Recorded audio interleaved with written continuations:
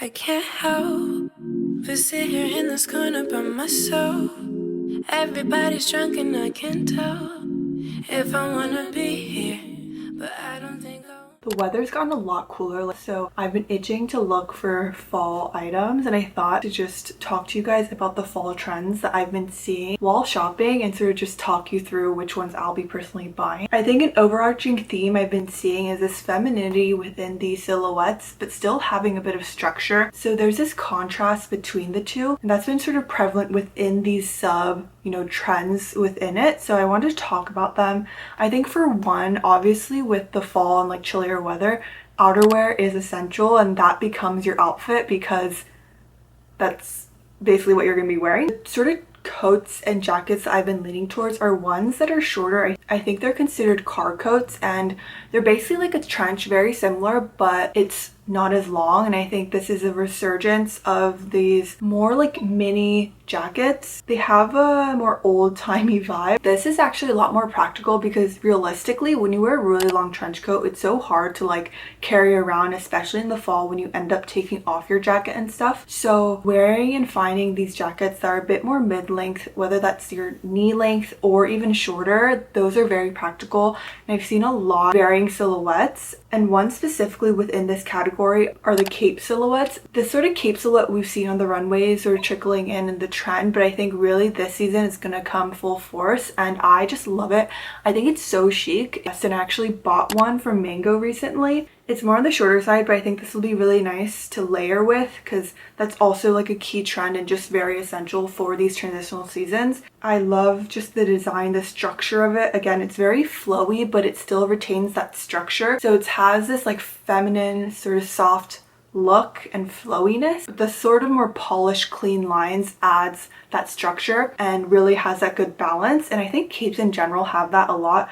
I saw some from Suzanne. I thought these are so cute. It's like a longer version sort of, and it has this little like neck tie thing. This is just like those tiny little details that really help elevate an outfit, and this is just so cute. It's a bit avant-garde and editorial, but I also think it's very wearable. The body of the jacket are shorter than we've seen in the past, but I really like this, and again, it's really good for layering different patterns underneath. How chic is the photo of the girl with like the hood and like the little wraparound? I just think that's such a nice touch, and Suzanne has really good quality. They are more curated in their designs, and it's not as mass produced, I believe. Other ones I've seen of these more like thinner textures are some from Free People. It's very flowy, very thin, and I think this will be really good like right now where it's very the start of fall. It plays into this more looser sort of blouse-esque material. It's way more flowy and it has this like boho vibe. I think Free People is really good to look at for this more boho look because that's sort of what they're known for, and this cape sort of has that look. It plays into this more like bohemian, feminine look while still incorporating the trend of the cape. So I thought that was really nice. Another one I saw just while browsing Free People was this one, like the kimono looking one. This, I think last year if I were to see this, I would have been like, what is this? But I don't know, it's growing on me, especially with Isabel Marant and that sort of boho chic really coming in and us seeing it so much. I think this would be really good for layering if it's your style, of course. I don't know if it's my style specifically, but I think if you're able to pull it off, it will look really nice. And yeah, even layering this with like maybe a coat, I think that would be really cool to have this sort of more feminine flowiness with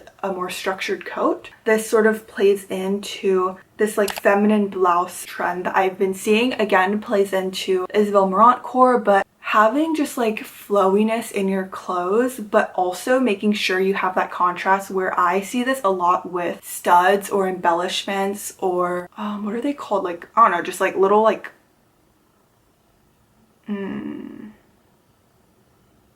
trinkets. Like basically just little metal things and embellishments that add that sharpness to a very flowy blouse. I think traditionally we're more used to seeing a blouse as a blouse and it'll just be flowy and whatever. Again, incorporating the shine and the sharpness of a metallic will add that detail, and I've been seeing this a lot. This blouse where it's just white and very flowy, but the points of the drawstring are gold, which I think adds like that touch again. So it acts as a detail that otherwise usually isn't there, and it becomes an accent, and I think those details really make an outfit and make a basic outfit look elevated. It's really all about balance, and that's what I really try to find in fashion and any of my clothing. These trends really encapsulate that. Same could be said for suede as well. I think suede inherently is softer of a texture, but whenever we see it being worn, it has structure because it's ultimately a leather, so it's a bit stiffer, but because of the sort of softness of texture, it has that balance. I saw a few from Suzanne as well. Suzanne, I believe, also uses real leather. It sounds like I'm being sponsored by them. I'm literally not.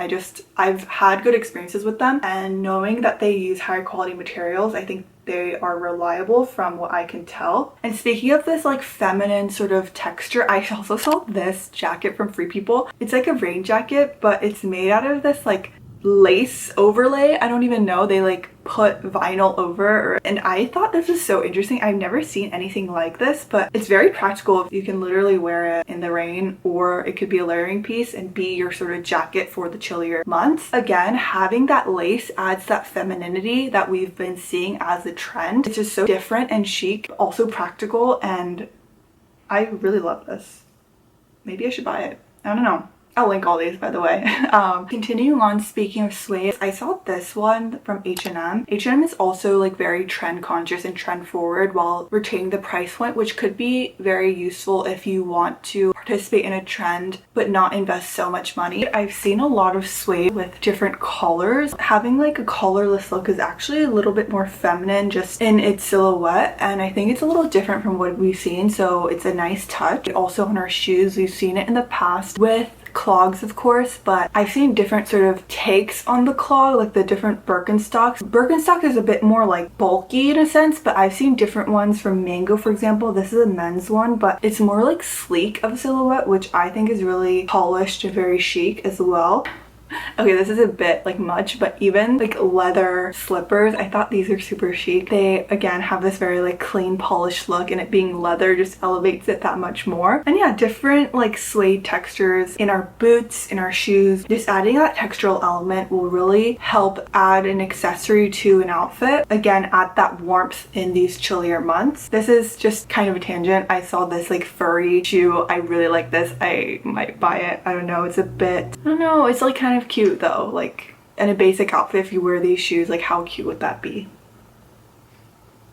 I don't know. And lastly, with suede, a lot of fringe is made of this suede material, and I've seen the fringe a lot. It started last year, but really this year a lot of people will actually start to wear it. If you want to play into it like subtly in your shoes, I've seen as well, not just on like a huge jacket. Playing into that, it adds like this flowiness, this sort of femininity in a sense, while still retaining that balance in structure. Just some honorable mentions, I guess, just overarching, I've seen the surge in longer jackets, even leather jackets. I think we've seen a shift from the super cropped ones to ones that are more like mid-length, cover your waist area. I wear those a lot more, and I've been seeing that a lot this season versus a more cropped trench or a more cropped jacket. Seeing more plaid patterns is natural in the fall, but seeing it in different jackets or different fleeces. I saw one from Dairy Boy that I have been eyeing and I've been like wanting to get. It's like a pink sort of plaid and it's in a fleece. That pattern is just very nostalgic and like core to fall, but playing with it into different textures. And I've also seen it in like car coats or various like windbreaker sort of anorak jacket silhouettes as well, but using that plaid pattern but in different forms that we haven't seen before. But all in all, I think overarching, it is very structured but also have that balance of femininity, and personally that is just what